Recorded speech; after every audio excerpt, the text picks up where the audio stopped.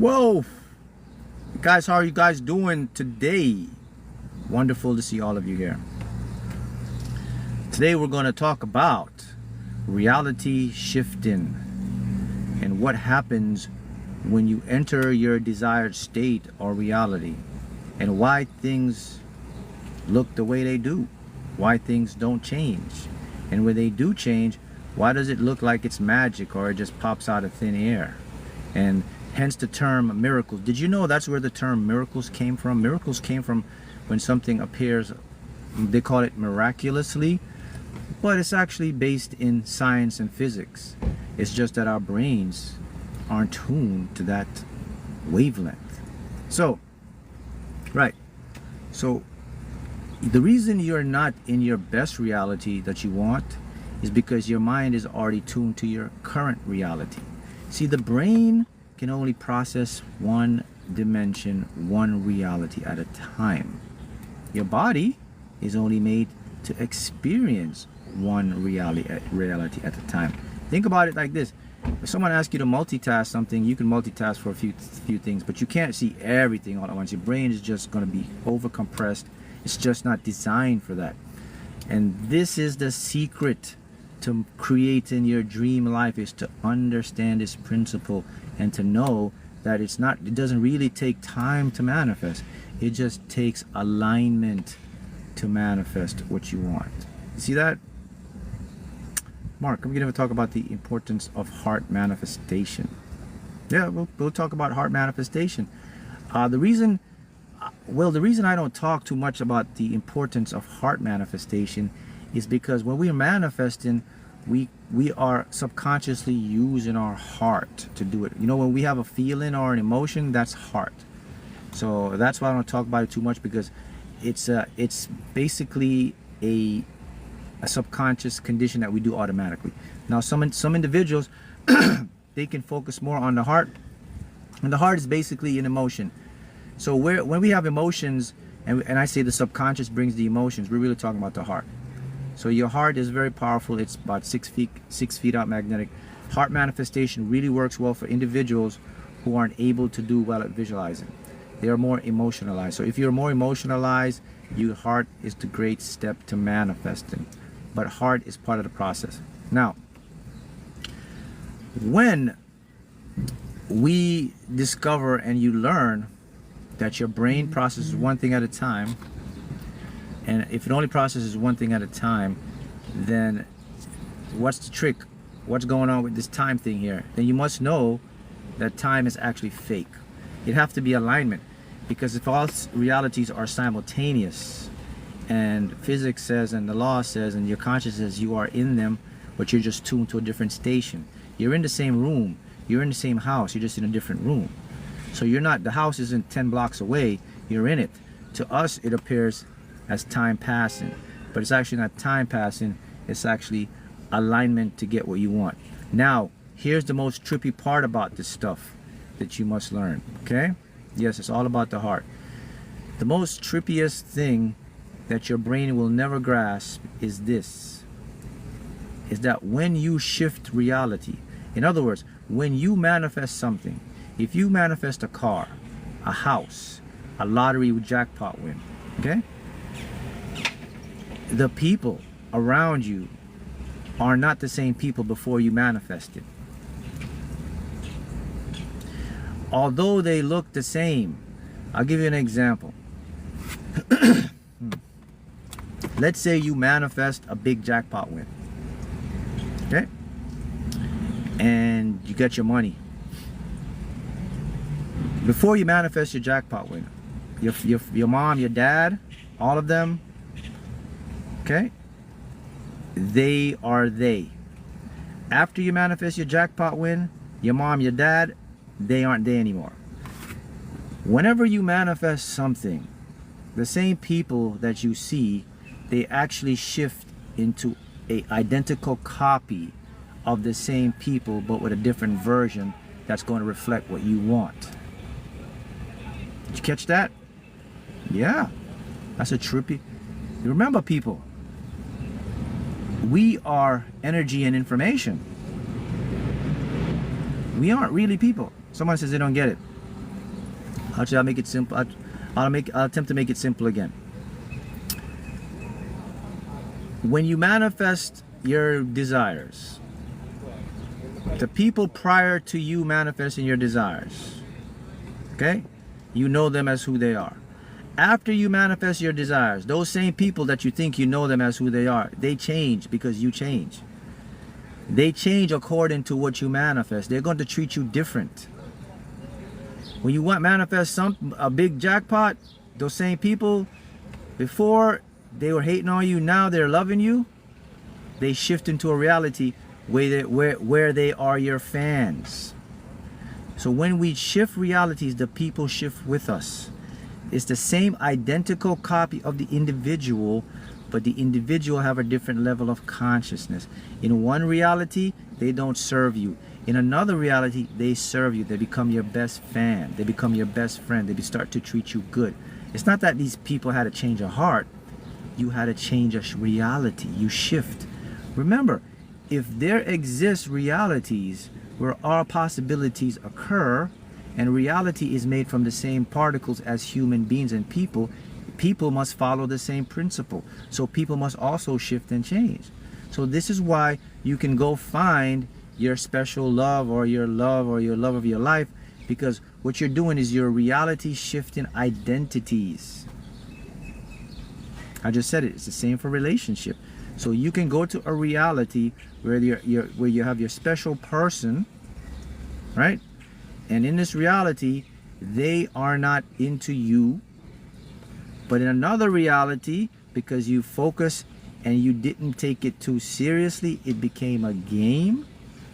Those individuals now start to show up in your life, and you say, "Wait a minute, how did you just change like that? Last week you weren't doing this. Last month you weren't saying that. Now you're totally different. What's going on?" What's going on? You're witnessing the quantum shift in real time.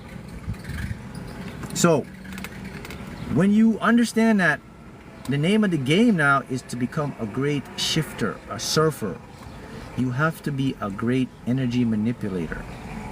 That's all it comes down to. You got to get out of your head that you're manifesting using time. We're manifesting with tuning. What we're doing, we're tuning into our desired reality that already exists.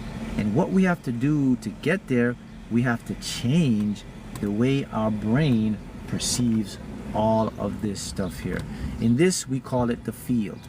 In the field is all the information that you and I want is available to us right now. The thing that stops us from seeing the field as it is actually protects us. Without this part of our brain, we would be out the game. It's called the reticular activating system. It's very important. This is the filtration part of the brain of process reality. Remember that RAS. If we don't have any RAS, we're going to be bombarded by all these simultaneous reality. And you know what happens with these simultaneous reality? If they start coming into our brain, we're going to get overloaded and we're going to crash. So the RAS is designed to filter.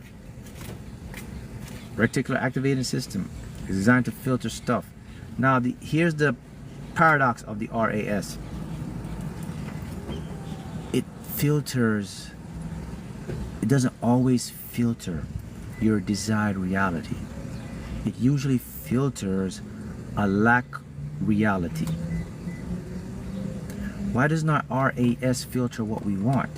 Because we were conditioned and we were programmed and we were trained to only think about survival, not thriving. When we are in survival mode, we get into a reality of non-survival. When we're in a thriving mode, we are in the reality of thriving. All realities are available to you and I. It's now our job to detune the RAS. And we detune the RAS by choosing thoughts that serve us, choosing beliefs that serve us, and then using our emotion to make a feeling or to feel what it's like to have whatever it is we want. Now, the people around you, and this is what you got to get. Right now, you and I, we have just shifted into check this out.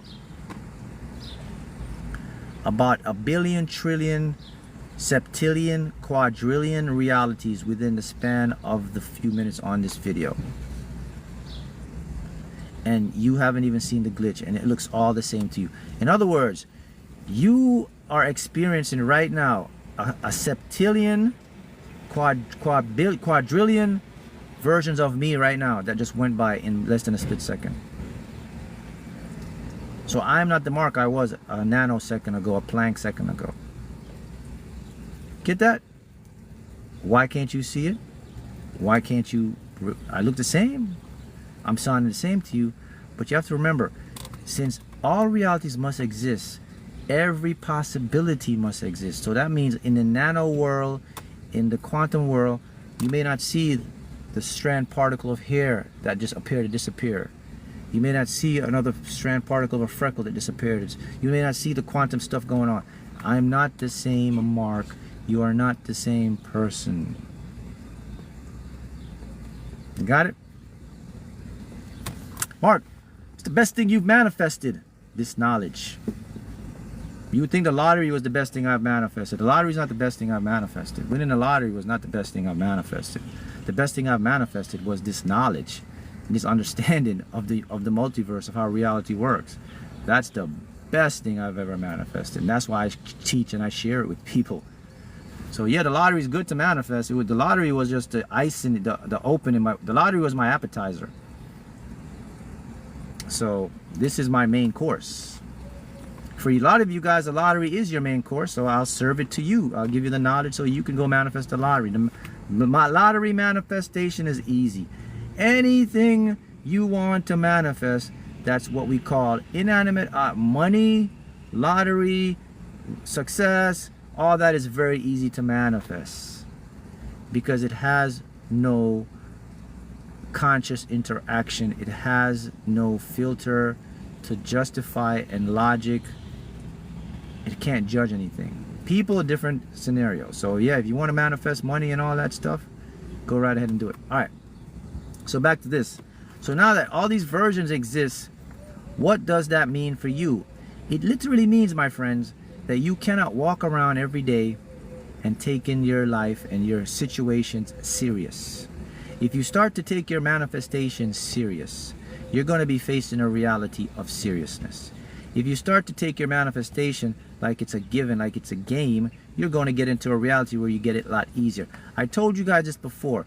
This is like a video game. In video games, they have levels. They have easy mode, intermediate mode, or expert level mode.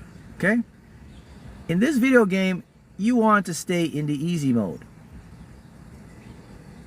Okay? You don't want to go intermediate. I wouldn't even touch intermediate. I wouldn't. Who the heck wants to go to expert level mode? Not in this game. You want to make it easy and effortless.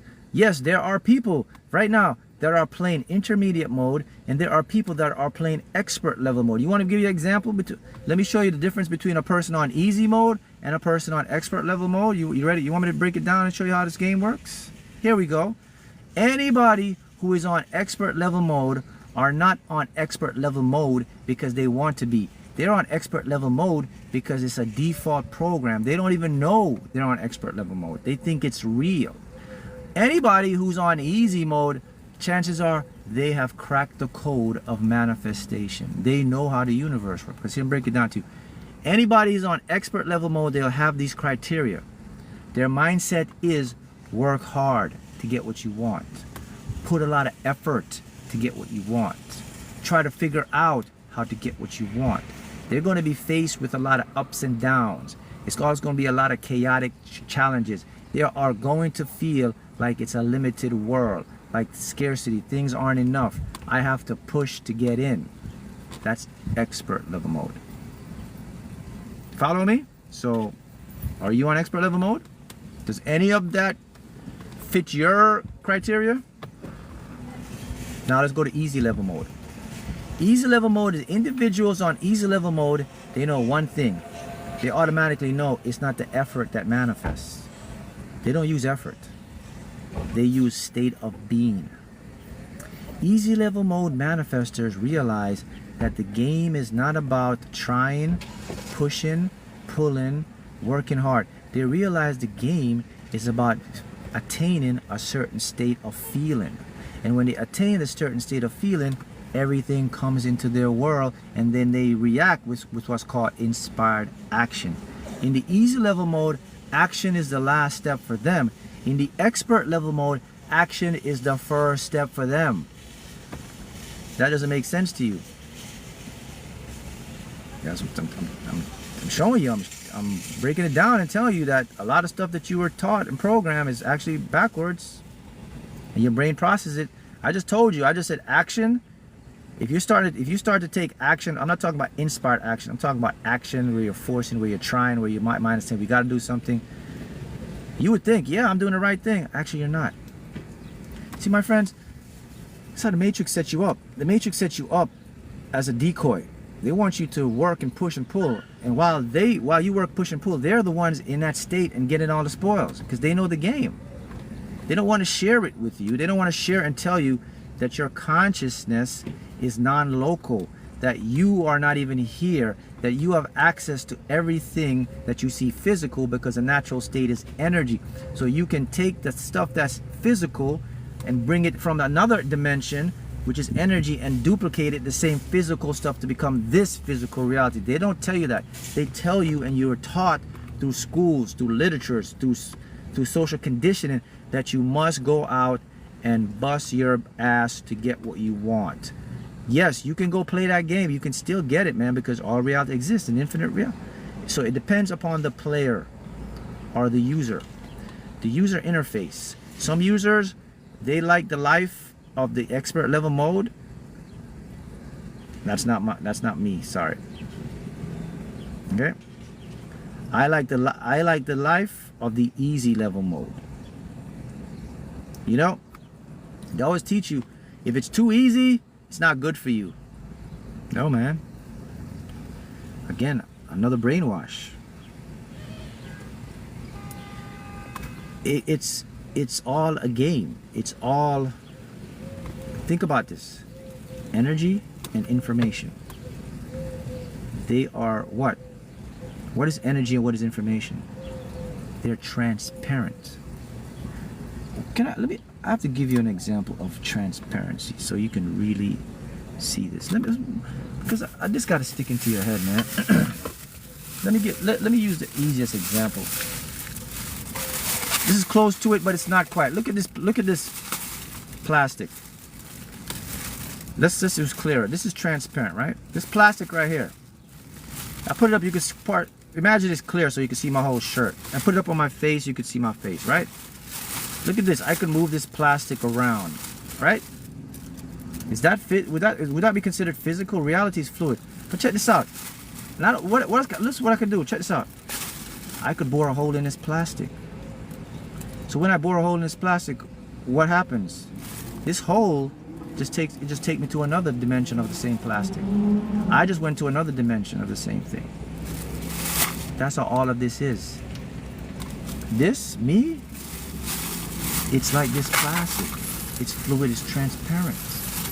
I can bend it, stretch it, pull it, tear it. Every single thing around you is the same way. The building that looks solid to you is the same thing. The reason it looks solid to you and I is how our brain filters and our senses perceive the energy patterns that vibrate.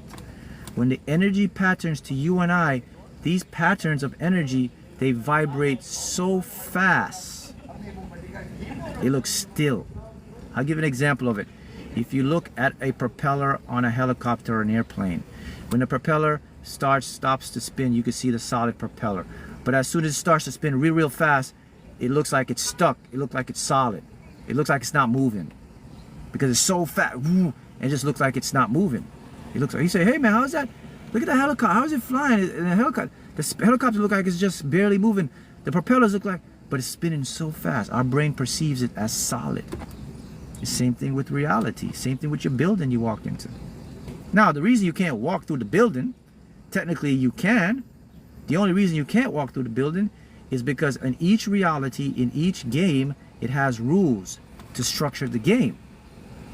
So in our reality, we have the weak and the strong nuclear force. So, and then we also have the electromagnetic force. So that makes our game. But if we go to another reality, none of those forces exist. And actually there's a reality where you and I exist, where we're walking through the walls. As a matter of fact, there probably aren't walls. They're probably a whole different construction of reality. It may just be a floating world. The trees, we could walk through the trees. We're floating. We're not sitting. They're actually, quantum physics says there is a reality that exists, because in each different reality, a different law of physics applies. Some laws don't even apply. We haven't got there yet. But let's focus on ours. So in our reality, we have the electromagnetic force. The electromagnetic force is what binds the particles together so they stick and create a charge. That prevents you and I from falling to the earth, from walking through the wall. The particles in our hands react with the particles in the wall. They create a repulsion, a magnetic force, a repulsion, and that feels like a force of touch to you and I. In actual terms, you and I have never touched anybody in our entire life. You have never even touched yourself. You've never sat down. You're always what they call a Planck scale levitation above everything. It's called Planck scale. You can never truly touch anything. All you're touching is the repulsion of those strong forces coming together. So technically, you're touching electromagnetics. So when you're hugging your mom and your dad, and you're not actually hugging them. You're hugging the strong, weak, and the electromagnetic force. When you're sitting, you can actually say you're never sitting, you're flying, you're levitating. You're always levitating, because what you're witnessing is the repulsive charge. Take two magnets, opposite, push them together, and you see that force between the magnets like this? When you push them and the force pulls back, that's what you are touching. Now, if you turn the force off, what happens? Those magnets touch. But with you and I, if you turn the electromagnetic force off, we go through the walls. We walk right through the wall. Think about that. That's a fact. So what does that say about our world? Tell me, what does it say about the world we live in now? If I show you that, what does it say about the whole world? It's an illusion. Illusion. It's not real. Nothing is real. If you can get your mind into that state, you get everything. Our actual true state is astral projecting. We're constantly astral projecting right now. Right now, you're not here. Your consciousness, your authentic self, is in another dimension. You're just chilling out in all the infinite realities. The only part of you that's here is a tiny portion operated through your subconscious mind. Your subconscious mind is giving you a tiny glimpse into reality, and this is what you're seeing right now. So if you want to get technical, 95 or 98% of you is not here. Your higher self only gave you 2%, and this is what we see with the 2%. And this 2% is powerful. Imagine that. We only using 2%, man. And look at all the stuff we can manifest. Imagine if we could tap into the 98%, but unfortunately we can't tap into the 98% because 98% is in a different field. It's not inside of space and time. It's outside of space and time. So if we're going to go into the 98%, you're not going to experience three-dimensional world. I don't know what you'll experience. It's something beyond our imagination, my imagination. We don't even know that yet. All we know is this is the tiniest portion, and this is the most we experience, and it's so good. It feels so joyous. We can manifest and do all this stuff. But your true self, think about it, your true self isn't here. You and I are remote workers. You know what a remote worker is? When you're working from home and they put you on a computer, you don't have to go into the office. We are remote workers. So we are working from somewhere else. And this is our avatar that's representing our work. So since we are remote workers and we have access to everything we want, all I have to do is change my belief, change how I feel, that becomes my state of being, right? I keep repeating that, and I stick to that script, and I don't take things serious, and I expect everything is already owed to me. I will guarantee to get the reality I want.